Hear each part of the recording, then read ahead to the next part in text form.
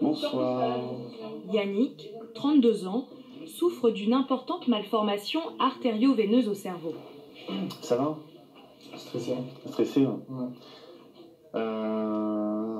Bon, c'était vu pour un peu discuter risque-bénéfice du traitement déjà, on avait déjà discuté ensemble. Ouais. Et le zéro risque, ça n'existe pas, malheureusement. Ouais, on avait dit, ouais, c'est impossible, on prend toutes les précautions. Notre but, c'est vraiment qu'il ne se passe rien. Vous êtes normal, il faut sortir normal. Cette malformation au cerveau peut se mettre à saigner à tout moment. Le médecin propose donc une intervention préventive pour la réduire. L'idéal pour nous, là, demain, c'est de faire au moins 30% de la malformation. 30%, ce serait bien. Ouais.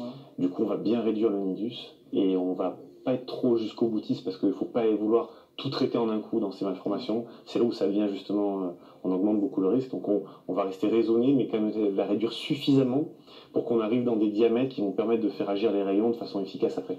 Une fois la malformation réduite, Yannick devra subir une radiothérapie. Mais pour le moment, c'est l'intervention de demain qui l'angoisse. Et si tout se passe bien, même les rayons et tout, après je reprends une vie. Ouais, bien sûr. Bien sûr, non, il faut espérer. Moi, on a des patients qui ont une vie strictement normale, qui sont passés par tout ça. Hein. Ouais. On se voit demain. Ouais. Merci. Tant pis. Au revoir, madame. C'est bien. Hein? On fera le max. On fera le max. Super. Tu trouves ta vie d'abord? Le lendemain matin, le médecin se prépare pour l'intervention. Et comme chaque jour, il commence par enfiler son armure de plomb. Dans ce métier, on est exposé quasiment tous les jours à des doses de héroïne. C'est une intervention difficile qui attend le médecin. Allez, c'est parti. Elle se déroule sous anesthésie générale pour que le patient ne bouge pas et ainsi limiter les risques. Ouais. Tu vois, il y a une espèce de compartiment de veine là, tu vois, médial et postérieur. Ouais. Avant d'intervenir, le professeur Costella prend le temps de bien analyser la malformation grâce à cette image 3D. Difficile de s'y retrouver dans cette masse, il fait appel à un autre médecin pour choisir le bon angle d'attaque. On laisse et on termine ici. Alors que si on prend le supérieur, schématiquement, ça ressemble à une sorte de pelote de vaisseaux anormaux. Et donc, il y a des artères qui alimentent cette pelote, mais il y a aussi des veines qui partent de cette pelote. Le but, c'est vraiment d'aller boucher sélectivement les vaisseaux anormaux sans toucher les veines et sans refluer sur les artères. C'est pour ça que c'est un jeu qui n'est pas forcément facile. Même sa branche terminale, à la branche supérieure, regarde, elle revient ici, et il y a des terminaisons qui reviennent dans la main. Le but pour nous, c'est de ne pas remplir brutalement des veines, c'est que si on remplit brutalement des veines, on peut boucher complètement la malformation. Et du coup l'amener à une rupture. Voilà, c'est celle-ci. Voilà, c'est celle-ci alors. C'est par cette artère qu'ils vont injecter progressivement une sorte de colle qui va bloquer un par un les vaisseaux de la malformation. Pour y parvenir, ils vont utiliser un outil bien spécifique. C'est des microcathéters en fait avec un embout largable. Ce qui fait que ça nous permet d'injecter en fait le produit. Donc c'est un produit qui colle, en termes de texture ça ressemble un peu à de la pâte à dentifrice. Et en fait à la fin de l'injection on peut retirer en fait le microcathéter et cette partie-là va rester en fait dans l'artère du patient. Le cathéter est positionné à l'entrée de la malformation. Pour éviter que la colle ne reparte dans l'artère lors de l'injection, le médecin doit créer un bouchon. Ça a l'air d'avoir marché celui-là. L'idée c'est de piéger le premier microcathéter avec des coils, donc des spires de platine, pour empêcher le reflux de l'agent embolisant, donc du produit qu'on va injecter dans la malformation. Là, vous voyez ici la malformation que pacifiée. Il y a un petit tuyau qui est dans l'artère prêt à injecter, et en arrière de ce tuyau, on a fait tout un bouchon, et on voit que l'artère qui mène à ce bouchon, elle est bloquée. Donc ce bouchon, on dit, il est bien étanche. Quand on va injecter la pâte ici, ça va refluer près du bouchon, mais ça ne refluera pas plus loin que le bouchon. L'étape la plus délicate commence. Allez, on est parti.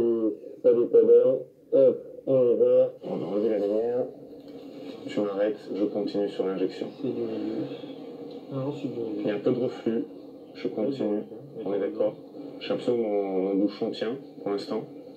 À chaque injection, le professeur risque de bloquer la circulation du sang dans une partie saine du cerveau, ce qui pourrait entraîner des séquelles irréversibles. Je pense que je vais arrêter pour l'instant là-dedans. Ouais. Faire une série immédiatement pour voir où c'est qu'on en est sur l'information. Les médecins ont du mal à se repérer dans cette boule de minuscules vaisseaux entremêlés. À chaque pause d'injection, ils réalisent une série de radios pour observer la progression du produit et s'assurer qu'il ne bloque pas une bonne artère. Tu vois quelque chose se pacifier là-bas. j'ai Tu vois, un- stop, repart, tu vois. Ouais.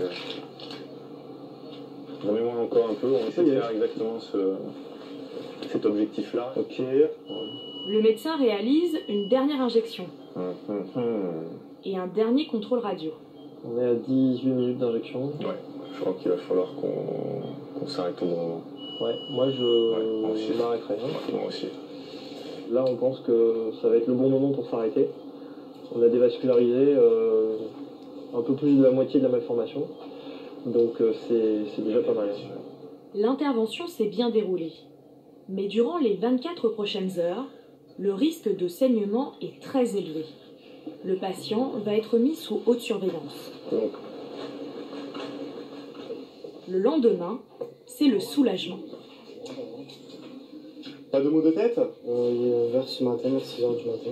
Un petit mot de tête quand même? Ouais, ils m'ont filé du Doliprane. D'accord, c'est normal. Ouais. Vous n'avez pas de trouble de la parole? Non, non. D'accord.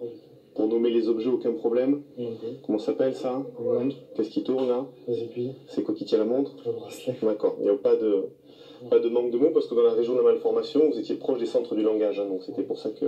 Donc on s'est arrêté, je pense, au bon moment.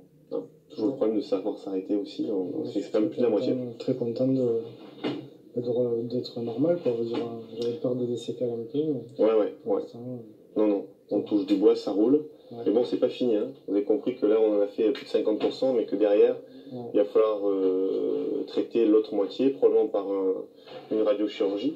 Hein, c'est ce qu'on avait convenu. D'accord? Ben, merci. Allez, à bientôt, monsieur Costier. À bientôt.